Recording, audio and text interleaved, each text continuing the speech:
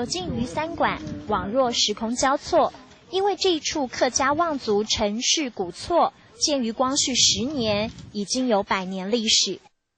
三合院建筑的鱼三馆分别由院门、正厅和两旁护龙所构成。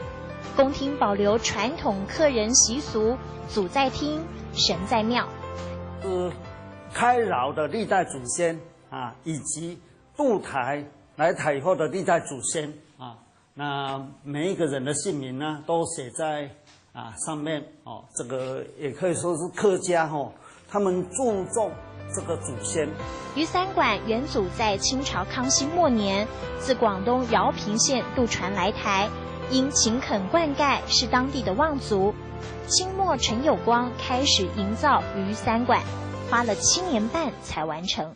鱼三的艺术呢，就是祖先创业不容易啊，那希望遗留下来后代祖孙呢能够多福多寿多祖孙。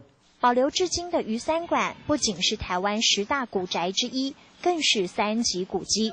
参观完客家传统三合院后，同样在省道的和德园也是客家子弟鼎新集团为纪念父亲魏和德所建造的花园。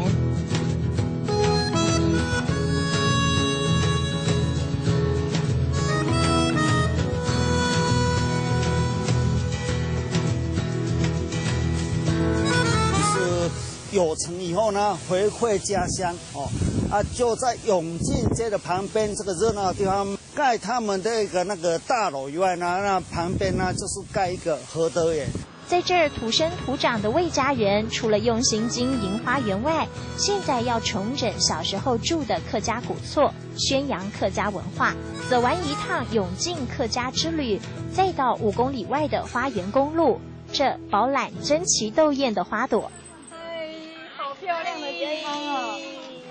骑着4轮车徜徉在花海包围的公路上，除了能够欣赏沿途花农们辛苦栽种的花朵，还可以近距离和他们拍照。田尾又有一个公路花园，是分布在公园路及民族路、民生路这3条路，大概有3.6公里，有270几家的花店。周休假期早上能先安排到鱼三馆和和德园体验客家文化，下午到田尾。